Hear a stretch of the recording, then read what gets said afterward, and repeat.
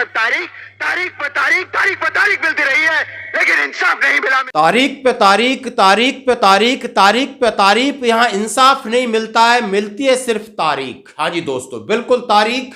और ये कहा है सीजेआई चंद्रचूड़ साहब ने अपने वकीलों से कि हमारा कोर्ट बन गया है सिर्फ तारीख, लोगों का भरोसा उठ गया, यहां मिलती है सिर्फ तारीख। और उन्होंने सीधा सीधा कहा है कानून के दलालों ने तारीख को इंसाफ के खिलाफ एक हथियार बना कर दिया है और यहां बंदे को मिलती है सिर्फ तारीख, इंसाफ नहीं मिलता। दोस्तों आज है 9 नवंबर, आज है इक्वल एमएसपी पर सुनवाई। इससे पहले मैं सीजेआई चंद्रचूड़ साहब, जिन्होंने दामनी फिल्म का डायलॉग, जहां सनी देओल एक लॉयर हैं और एक किसी अबला का केस लड़ रहे हैं और वो लगातार तारीख मिलती हो, तारीख का मतलब होता है कि इसके बीच में गवाहों को खरीदना और केस को कमजोर करते रहना, और बंदा जब तक बूढ़ा हो जाए, उसका घर द्वार सब बिक जाए, मिलती है सिर्फ उसे तारीख, यानी इंसाफ नहीं मिलता है। और ये बात साफ साफ कह रहे हैं, कौन कह रहे हैं?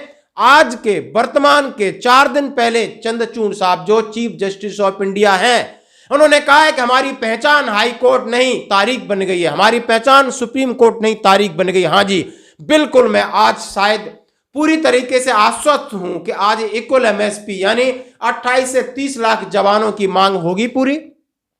आज मिलिट्री सर्विस पे को लेकर के बड़ी सुनवाई है 9 तारीख के, जैसे लगातार 6 सितंबर को मिली थी तारीख, 9 अक्टूबर को मिली थी तारीख, और फिर आज 9 नवंबर है। क्या मिलेगी तारीख या इंसाफ? दोस्तों हाँ जी, अब मैं इसकी डिटेल में जाता हूं, जैसा हम इक्वल एमएसपी को लेकर बात कर रहे हैं। और सबसे पहले वीर बहादुर सिंह जी को सुनिए, जो इस केस की अगुवाई कर रहे हैं, इनके वकील निदेश गुप्ता साहब हैं।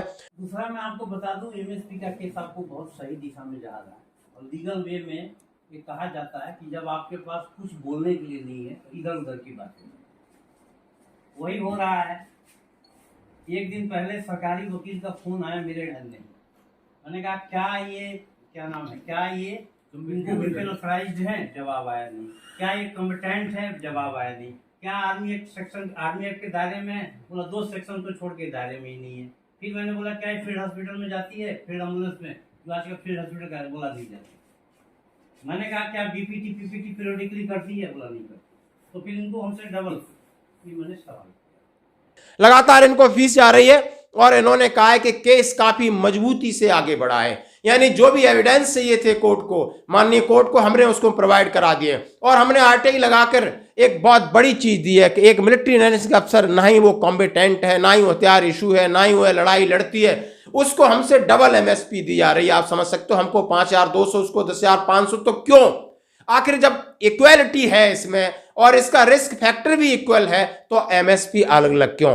15,500 के ऊपर सबकी उम्मीद टिकी हुई है। आखिर आज क्या मिलता है, हम इसकी बात करेंगे। और बात करते हैं, बढ़ते हैं आगे तरफ, जैसे कि चीफ जस्टिस ऑफ इंडिया ने कहा है कि कोर्ट की साख को बट्टा लग रहा है, और जो माननीय वकील साहब हैं वो लोग स्थगन पर्ची पेश कर देते हैं, यानी केस को आगे ले जाते हैं, और उसके बीच में अपनी तारीख से मतलब होता है वो अपनी फीसें बढ़ाते हैं, और गवाह केस को कमजोर होने के लिए स्थगन पर्ची दी जाती है। बहुत सारे कारण हो सकते हैं इसलिए स्थगन हो, कि कोई गवाह या कोई चीज नहीं मिल रही है और उनके पास कुछ और डॉक्यूमेंट नहीं है, लेकिन ये नहीं कि आप अपनी मर्जी से स्थगन लगा करके सिर्फ तारीख मिल जाती है। इससे कोर्ट की बदनामी होती है और कोर्ट के ऊपर से लोगों का, आम लोगों का, जिनको न्याय चाहिए, उनका भरोसा उठ जाता है। आज दोनों चीज हैं, दोनों चीज आज आखिर क्या निकल के आता है, हम सबको इसका इंतजार है। आज सुनवाई है, शाम तक इसके ऊपर जो भी अपडेट आएगा हम आपके साथ शेयर करेंगे।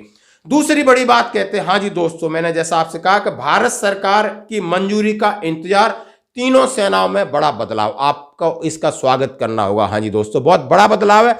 जैसे कि हम सभी जानते हैं कि एयरफोर्स की 7 कमांड है, आर्मी की 7 कमांड है और नेवी की 3 कमांड है, यानी 13 कमांड को अब 5 कमांड, यानी 5 कमांड, 5 कौन सी? Theatre command. तीनों सेनाएं इकट्ठा खाएंगे, इकट्ठा सोएंगे, इकट्ठा पिएंगे, इकट्ठा काम करेंगे, एक साथ कंधे से कंधा मिला करके काम करेंगे, क्योंकि ये आज की भौगोलिक जरूरत है। यानी तुरंत, यानी आपने क्विक रिटायलेशन करना है तो आपके लिए जरूरी है कि आपकी एयरफोर्स, आपकी नेवी, आपकी आर्मी एक साथ रहे, एक साथ काम करे और तुरंत ही रिटायलेशन कर सके, यानी जवाबी कार्रवाई कर सके। आज का जो मॉडर्न युग चल रहा है, आज मॉडर्न वारफेयर में आप देख सकते हो, रसिया या यूक्रेन हो या इजराइल हो, हमास हो, आप यहां जो चल रहा है, सेकंडों में क्या हो जाता है पता नहीं चलता। इसलिए ये बहुत बड़ा डिसीजन लिया गया है कि 5 थिएटर कमांड, जिसमें एक थिएटर कमांड स्पेशल पाकिस्तान के लिए होगी, एक स्पेशल चाइना के लिए होगी दोस्तों, एक समुद्री खतरा के लिए होगी, एक हवाई खतरा के लिए होगी, एक इसका हेडक्वार्टर होगा जो जमीनी के लिए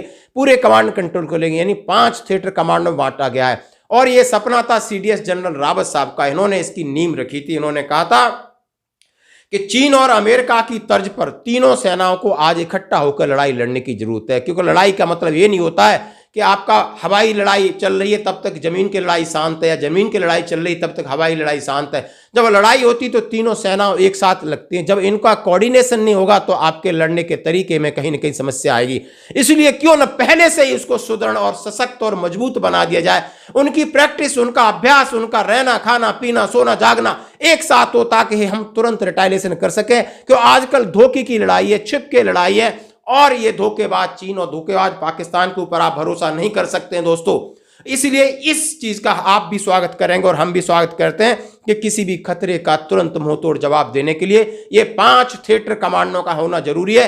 अब इसके लिए सिर्फ भारत सरकार की मंजूरी रह गई है। पूरा ब्लूप्रिंट तैयार है, ग्राउंड का खाका तैयार है, सारी फॉर्मेलिटीज पूरी हो गई हैं। सिर्फ इसको भारत सरकार तीनों संसद में मंजूरी मिलने के बाद ये आपको इंप्लीमेंट हो जाएगी। और सेना के अंदर सबसे और ऐतिहासिक महत्वपूर्ण बदलाव। आज की खबरों में इतना ही, बने रहिए हमारे साथ। जय हिंद।